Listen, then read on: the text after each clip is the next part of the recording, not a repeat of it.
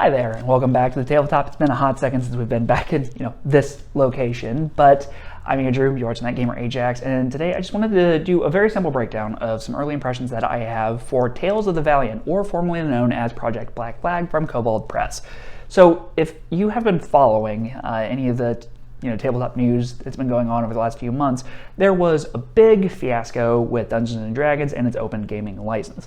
Now, a lot of people got kind of worried about this, and know that they've kind of, stepped things back a little bit since then, but Kobold Press had announced that they were going to be working on their own unique game that has now been named Tales of the Valiant, and they've been releasing some playtest packets before the game goes to Kickstarter a little bit later this year.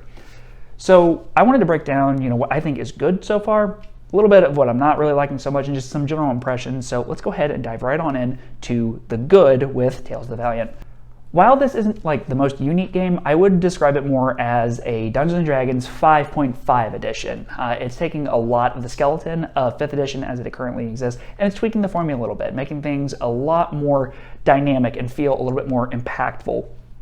So starting with that, I think that what Tales of the Valiant is doing with the heritage system, which is going to kind of determine your character's like species that you're playing and your background, I feel that it's going to be a lot more hands-on this time around, especially with the background, because it identifies how your character has kind of lived their lives and how they get certain bonuses and everything like that. And a lot of it involves manipulating your proficiency bonus, usually to make some checks a lot easier, which, makes sense. I personally really like that idea. I think that, you can kind of pick and choose different like heritages and kind of how your character grew up with your backgrounds and some early talents that you get. And I think that that is a good way to like really build your character. I know that Pathfinder already does something kind of similar to this, so I think that this is going to be that good even ground between Pathfinder and Dungeons & Dragons. I think this is going to be a good way to build a bridge there.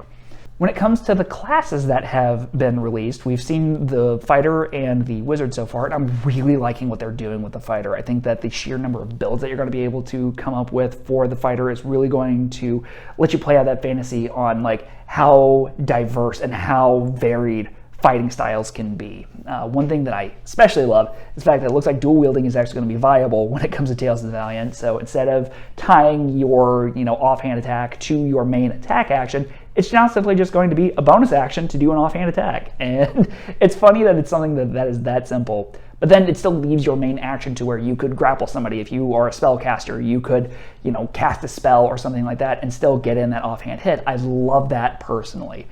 And it's really funny that that's all it took to make this feel a lot better.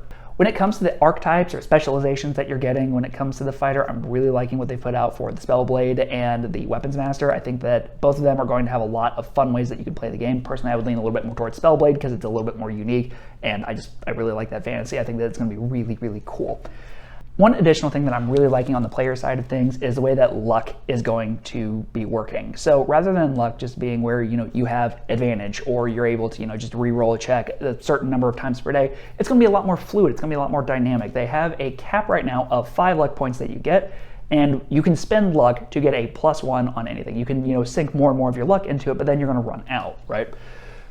However, there are multiple ways to get luck back, and I think that's great. I think that it shows that when you have a bout of unlucky, then you get to be lucky again. So one example they threw out is that, if you miss an attack, you get 1 luck point.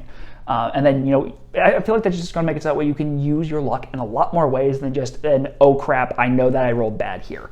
I really like that, and I think that it's going to be a good way for tables to get interactive and, really change up how they're using luck. Now, that being said, you can't go over your luck cap. If you do, then you have to roll a d4, and then whatever that is how much luck you have. So just make sure that you use it so that way you don't potentially lose some.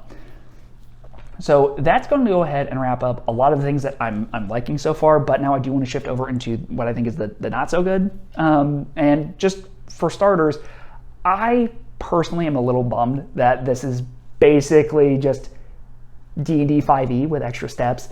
I think that it's a good idea for them as a whole, but I just feel that if you're going to make this big announcement that you're making your own system and then it's basically 5.5, I just want to throw it out there that I'm a little disappointed with that as a whole. I get it. All their stuff is going to be 5th edition compatible. They already have a lot of 5th edition supplements that are well written and everything like that and well received.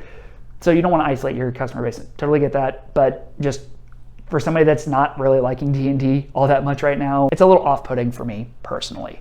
Also, I have to say that when I was looking over the playtest materials, I was really underwhelmed with the wizard. I feel that there's not enough that makes it stand out from the 5th edition wizard as it is, and I know that it's going to make it so it's an easy transition if you go from playing D&D to Tales of the Valiant.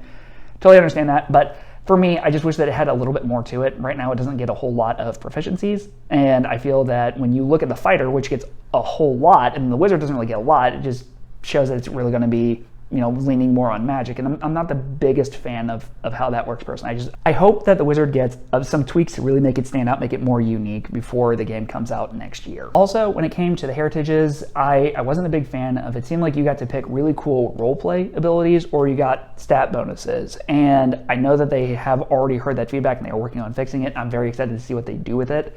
I personally don't like having to choose between roleplay and good stats. I know that usually I would personally lean in towards roleplay every time, but that's just where I am as a whole. Overall, looking at the player side of things, I think that this is going to be a great way for somebody to transition from playing Dungeons & Dragons 5th edition to playing a different tabletop game. I know that it's very, very similar. It has a lot of the same things, but there are a lot of ways I feel that Tales of the Valiant is going to be a little bit more dynamic. It's going to be a little bit more hands-on. I feel like there's going to be a little bit more that you're going to have to track, so just be ready for that when you are playing this game. But I think there's a lot of potential here.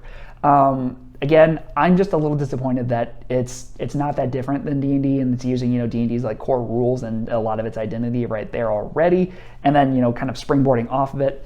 I would have liked to see something a little bit more unique, but from what I have seen in Kobold Press's materials, I do have a lot of faith in them to make a good game, and I think that this is going to be one that people can be excited about, and it's going to be a very easy transition if you are a Dungeons & Dragons player and you're looking to branch out. This would be a very easy stepping point for you to then start looking at other games if you would like. And I feel like the world that Kobold Press is going to make seems very interesting just based on some of the teaser material that they've provided for this. I think there's a lot of potential with this game. I do think that it still is going to need a lot of work before it, you know, fully comes out, and I know that the Kickstarter is going to be going on a little bit later this year.